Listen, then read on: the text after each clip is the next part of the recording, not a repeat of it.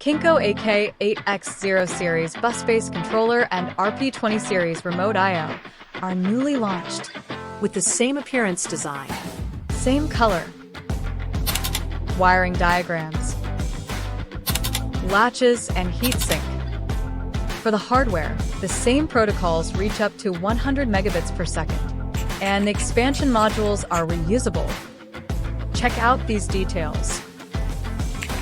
A place for cable fixing. Information to look up at any time. Push-in design for easy and stable connection. Vertical plugging terminal. Nickel gold double plating and clamp type connect design. The AK8X0 integrates motion control functions and have a strong quad-core CPU for executing multiple tasks.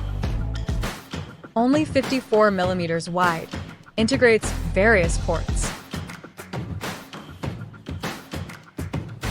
Supports up to 16 expansion modules. 2-channel 200 kHz high-speed inputs for accurate control. Easy to use at all with the CoDeSys-based platform and 6 programming methods. RP20 series has a modular design of 8-pin clamping.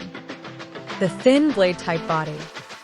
Support EtherCAT and CANopen. Support multifunction options. CANopen new controllers, your smart partners.